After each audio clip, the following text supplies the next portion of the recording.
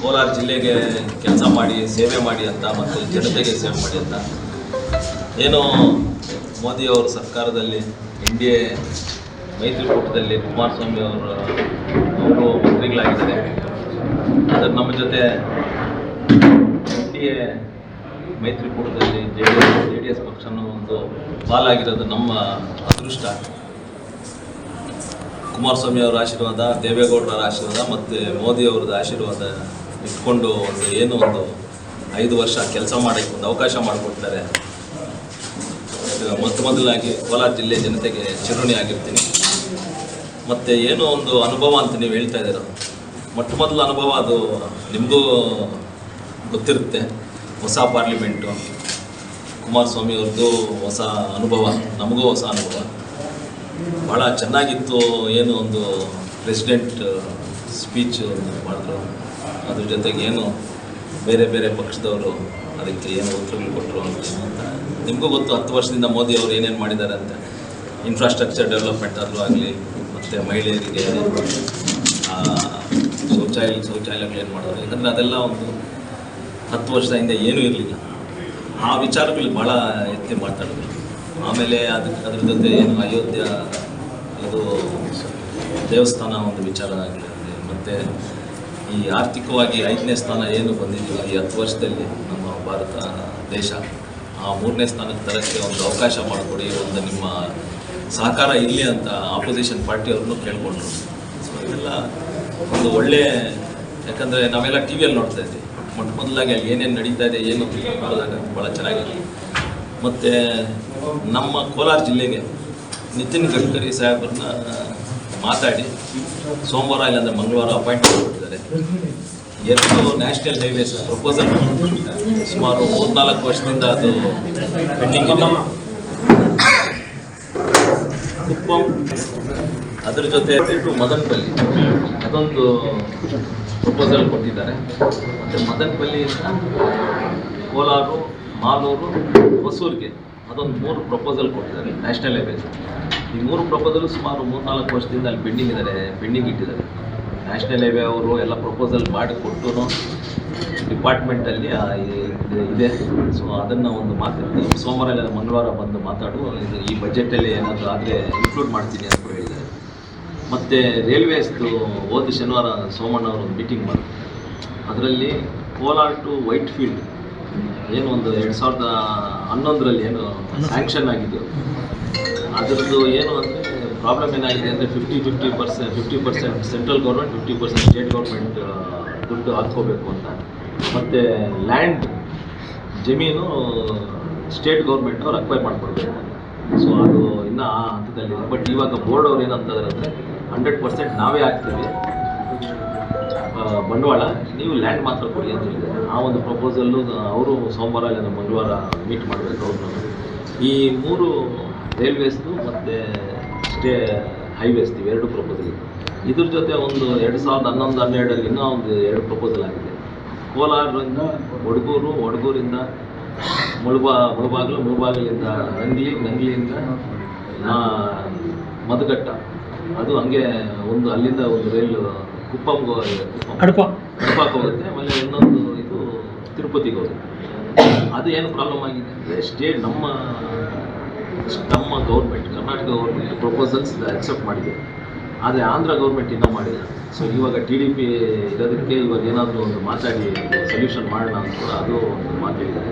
Proposals 2 ಇವಾಗ ಸೋಮವಾರ ಇದು ಮಂಗಳವಾರ ಕೊಡ್ತಾರೆ. ಆಮೇಲೆ ಇನ್ನೊಂದು ಶ್ರೀನಿವಾಸಪುರ ಟು ಮದನಪಲ್ಲಿ ಹೋಗ್ತದೆ. ಸೊ ಅದು ನೋಡಬೇಕು ಏನು ಅದು 11-12 ಮತ್ತು ರೈಲ್ವೆ ಕೋಚ್ ಫ್ಯಾಕ್ಟ್ರಿ ಒಂದು ಮಾಡಬೇಕು ಅಂತ. ಬಟ್ ಅದು ಪ್ರಪೋಸಲ್ ಇನ್ನೂ ಏನು 2014ರಲ್ಲಿ ಏನು ಮಾಡಿದ್ರೆ ಆ ಸ್ಥಿತಿಯಲ್ಲಿದೆ. ರೈಲ್ವೆ ಕೋಚ್ ಮಾಡಬೇಕು, ರೈಲ್ವೆ ಸ್ಪೇರ್ ಪಾರ್ಟ್ಸ್ ಇದು ಮಾಡೋಣ ಅಂತ ಅದು ಪ್ರಪೋಸಲ್ ಇದೆ. ಅದು ಒಂದು ಮಾತಾಡಿದ್ವಿ ಸೋಮಣ್ಣ ಅವರ ಹತ್ರ. ಅದು ಏನೇನು ಮಾಹಿತಿ ಕೊಡಿ ಅಂತ ನಮ್ಮ south western railways general manager. So ಅದು ಶನಿವಾರ ಅಷ್ಟೊತ್ತಿಗೆ ಕೊಟ್ಟರೆ ಅದನ್ನು ಒಂದು ಪ್ರಪೋಸಲ್ ಎತ್ಕೊಂಡಿರ್ತೀವಿ.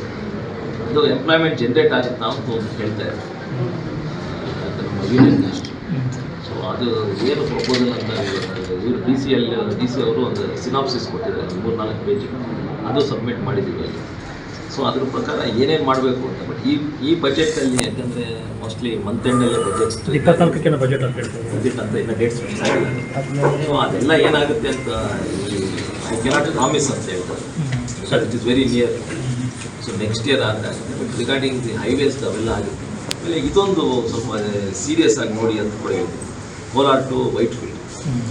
ಯಾಕೆಂದರೆ ಕೋಲಾರಿಂದ ಜನ ಹೋಗೋದು ಅಲ್ಲ, ಅದು ಕಡಪ ಮಧ್ಯದಲ್ಲೇ ಬರೋದು ಪಾರ್ಟ್ ಕೆಲಸ ಮುಗಿಸ್ಕೊಂಡು ಹೋಗ್ಬೇಕಾದ್ರೆ ಅದನ್ನು ಬೇಗ ಇದೇ ಬೇರೆ ಇಲ್ಲ, ಇದೇ ಬೇರೆ ಕೋಲಾರಿಂದ ವೈಟ್ಫೀಲ್ಡ್ ಮತ್ತು ಕೋಲಾರಿಂದ ಮುಳುಬಾಗ್ಲು ಅದೆಲ್ಲ ಆಮೇಲೆ ಒಂದೇ ಸಲ ಬೇರೆ ಪ್ರಪೋಸಲ್.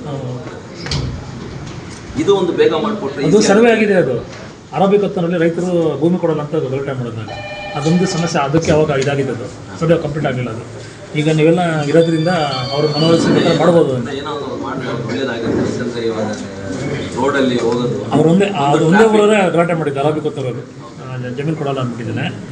ಈಗ ಶ್ರೀನಿವಾಸಗೌಡರೆಲ್ಲ ಇದ್ದಾರೆ, ಅವ್ರಿಗೆಲ್ಲ ಹೇಳಿದ್ರೆ ಅವ್ರು ಒಪ್ಕೊಂತಾರೆ, ಅದರಿಂದ ಅನುಕೂಲ ಆಗುತ್ತೆ ಅಂದ್ಬಿಟ್ಟಿದ್ದಾನೆ. ಅವ್ರಿಗೆ ಹೇಳಿ ಮಾಡಿಸ್ಕೊಂಡು ಇಂಥ ಒಂದು ಪ್ರಪೋಸಲ್. ಆಮೇಲೆ ಕುಮಾರಸ್ವಾಮಿ ಅವರಿಗೆ ಪ್ರೊಸೆಸಿಂಗ್ ಯೂನಿಟ್ಸ್ ಒಂದು ಮಾಡಿಕೊಡಿ ಅಂತ ಹೇಳಿದ್ರು.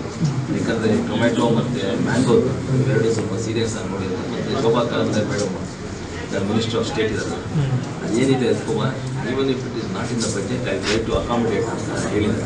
ಸೊ ರೈತರಿಗೆ ಉಪಯೋಗ ಆಗುತ್ತೆ. ಅದ್ರ ಜೊತೆ ಏನಂದರೆ ಮುಳುಬಾಗಲು ಕೋಲಾರ ಎರಡು ಕಡೆನೂ ಮಾಡಿಕೊಡಿ ಅಂತ ಹೇಳಿ ಅದು ಟೊಮೆಟೊ ಬಲ್ಕಿಂಗ್ ಯೂನಿಟ್ಸ್. ಆಮೇಲೆ ಮ್ಯಾಂಗೋದು ಆಲ್ರೆಡಿ ಪ್ರೈವೇಟಾಗಿ 2 ಜನ ಮಾಡ್ತಾರೆ. ಸ್ವಲ್ಪ ನೋಡಿ ಅಂತ ಹೇಳಿದ್ದೀನಿ. ಎನಿಥಿಂಗ್ ಇಸ್ ದಟ್ ತಂದುಕೊಡಪ್ಪ, ಅಕಾಮಿಡೇಟ್ ಮಾಡಿಕೊಡ್ತೀವಿ. ಏನೋ ಈ ಸೆಷನ್ಸಲ್ಲಿ ನಡೀತಾ ಇರೋದ್ರಿಂದ ನಮಗೆ ಅಲ್ಲೂ ನಮ್ಮ ಕಾರ್ಯವೈಖರಿಗಳು ಇನ್ನೂ ಒಂದು 2-3 ತಿಂಗಳು ಆಗ್ತದೆ. ಆದಮೇಲೆ ಒಂದು ಇದಾಗುತ್ತೆ. ಬಟ್ ಈ 3 ಪ್ರಪೋಸಲ್ಸು ಕುಮಾರಸ್ವಾಮಿ ಅವರೇ ಬೃಹತ್ ಕೈಗಾರಿಕೆ ಮಂತ್ರಿಗಳಾಗಿರೋದ್ರಿಂದ ನಮ್ಮ ಜಿಲ್ಲೆಗೆ ಏನಾದ್ರು ಒಂದು ಅವ್ರ ಕಡೆಯಿಂದ ಅಥವಾ ಇರೋ ಕೈಗಾರಿಕೆಗಳಿಗೆ ಬೆಂಬಲ ಮುಚ್ಚುವಂಥದ್ದೆಲ್ಲ ಇದೆ, ಅದಕ್ಕೇನೋ ಮುಚ್ಚಬೇಕು ಅಂತ ಇದ್ದಾರೆ. ಆಮೇಲೆ ಮೈನ್ಸ್ ಇದೆ, BGML ಇದೆ.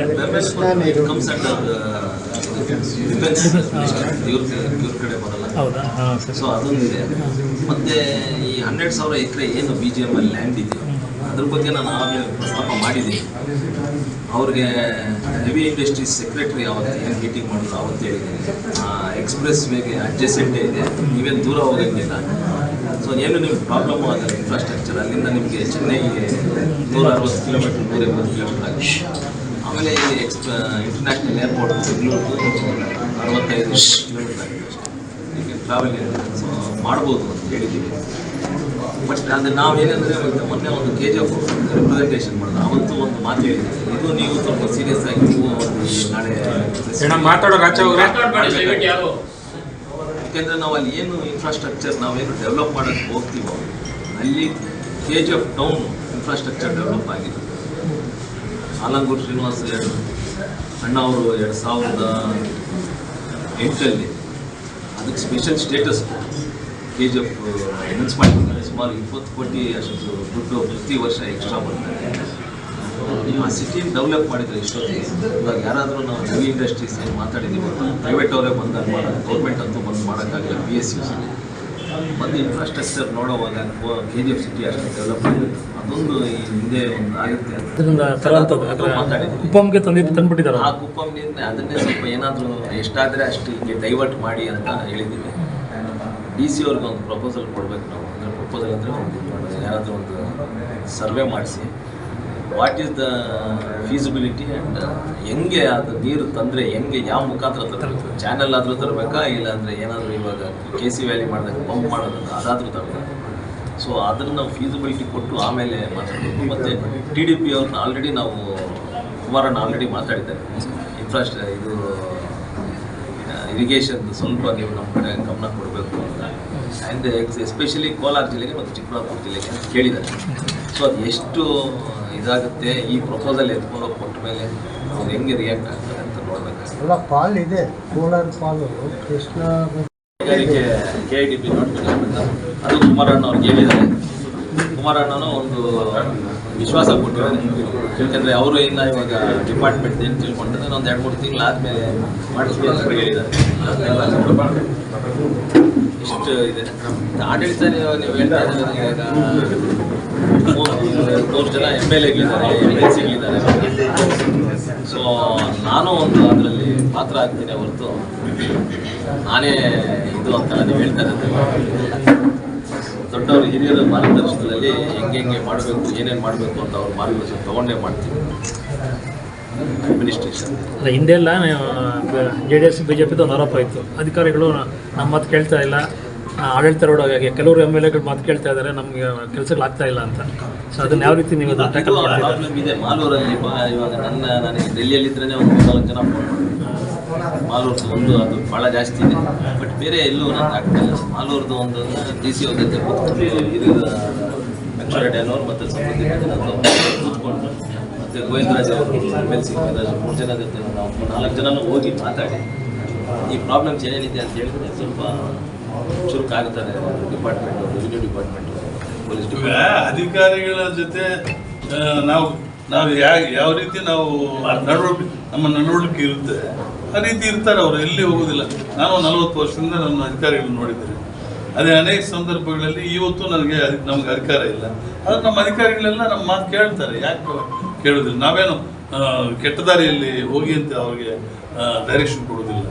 ಒಳ್ಳೆಯ ದಾರಿಯಲ್ಲೇ ಜನರಿಗೆ, ಎಲ್ಲ ಜನರಿಗೆ ಒಳ್ಳೆಯದನ್ನು ಮಾಡಿ ಕಾನೂನು ಪರಿಪಾಲನೆ ಮಾಡಿ ಕಾನೂನು ಪ್ರಕಾರ ಏನಿದೆಯೋ ಅದು ಮಾಡಿ ಅಂತ ನಾವು ಯಾವಾಗ ಕಾನೂನು ಬಿಟ್ಟು ಹೋಗಬಾರ್ದು ಅಂತ ಹೇಳ್ತೇವೆ. ನಾವು ಹೆಂಗೆ ಇವತ್ತು ನಮ್ಮ MP ಕೂಡ ಒಳ್ಳೆಯ ಸರ್, ಆಮೇಲೆ ಕೋಲಾರಲ್ಲಿ ಜನಗಳಿಗೆ ನೀವು ಯಾವ ಥರ ಸಿಗ್ತೀರಿ, ಆಫೀಸಲ್ಲಿ ಯಾವತ್ತು ಇರ್ತೀರಿ ಅಂತ ಯಾವ್ದು ಸ್ವಲ್ಪ ನೀವು ಅನೌನ್ಸ್ ಮಾಡಿಬಿಟ್ರೆ. ಸರ್, ಇವಾಗ ಮನೆಯನ್ನು ದೂರ ಏನಿಲ್ಲ, 6 ಕಿಲೋಮೀಟರ್. ಮನೆಗೆ ಬರೋದು ಮನೆಗೆ ಬರ್ತಾರೆ. ಅಲ್ಲೂ ಒಂದು ಆಫೀಸ್, ಕಚೇರಿ ಓಪನ್ ಆಗ್ತಿರೋದ್ರಿಂದ ಒಂದು ಇಲ್ಲಿ ಯಾವತ್ತು ಸಿಗ್ತೀರಿ? ಒಂದು ನಿಗದಿತವಾದ ಒಂದು ಟೈಮ್ ಹೇಳ್ಬಿಟ್ರೆ ನೀವು ಜನಗಳು ಅವತ್ತು ಬಂದು ಇಲ್ಲಿ ನಿಮಗೆ ಅಹವಾಲು ಕೊಡೋಕೆ ಮತ್ತೊಂದಕ್ಕೆ ಅನುಕೂಲ ಆಗುತ್ತೆ. ಸರ್, ಇದು ಏನಿದೆ ಇವಾಗ ಮತ್ತೆ ಬಜೆಟ್ ಸೆಷನ್ ಇದೆ. ಬಜೆಟ್ ಸೆಷನ್ ಮುಂಚೆ ನಾವು ಒಂದು ಈ ಕಾರ್ಯಕ್ರಮ ಮಾಡಬೇಕು. ಎಲ್ಲ ತಾಲೂಕಲ್ಲೂ ಕೃತಜ್ಞತೆ ಸಭೆ ಒಂದು ಮಾಡಿ ಅದಾದಮೇಲೆ ಒಂದು ಅನೌನ್ಸ್ ಮಾಡ್ತೀವಿ, ಈ ದಿನ ನಾವು ಇಲ್ಲಿ ಇರ್ತೀವಿ ಅಂತ. ಮತ್ತು ಏನು ನಾನು ಇಲ್ಲ ಅಂದ್ರೂ ನಮ್ಮ ಕಚೇರಿಯಲ್ಲಿ PA ಏನಿರ್ತಾರೋ ಅವ್ರನ್ನೂ ಇಟ್ಟಿರ್ತೀವಿ. ಏನೇನು ಸಮಸ್ಯೆ ಸೊ ಜನ ಪ್ರತಿದಿನ ಬಂದು ಅವ್ರ ಅರ್ಜಿ ಕೊಡೋಕ್ಕೆ ಇಲ್ಲಿ ಅವಕಾಶ ಇರುವುದು. ಬಟ್ ಏನಂದರೆ ಈ ಒಂದು ಕಾರ್ಯಕ್ರಮ ಎಲ್ಲ ತಾಲೂಕು ಏನೋ ಒಂದು ಕಾರ್ಯಕ್ರಮ ನಮ್ಮ ಜಿಲ್ಲಾಧ್ಯಕ್ಷರು JDS ಮತ್ತು BJP ಕೂತ್ಕೊಂಡು ಮುಗಿಸಿದ ಮೇಲೆ ಇಲ್ಲಿ ಪ್ರತಿದಿನ ಯಾರೋ ಇದ್ದೇ ಇರುತ್ತೆ. ನೀವು ಡೈರೆಕ್ಟಾಗಿ ಸಿಗುವಂಥ ಆ ದಿನ ಒಂದು ಆಮೇಲೆ ನಾವು ಹೇಳ್ತೀವಿ. ಅಟ್ಲೀಸ್ಟ್ ಅಲ್ಲ, ನಿಮ್ಗೆ ಹೇಳ್ತೀವಿ ವಾರಕ್ಕೆ ಒಂದಿನ ಆದರೂ ಇದಕ್ಕೆ ನಾವು ಅದು ಒಂದು ಅವಕಾಶ ಮಾಡ್ತೀವಿ. ಹೌದಾ? ಹಾಂ, ಸರಿ, ಆಯಿತು, ಮಾಡ್ತೀವಿ ಮತ್ತೆ.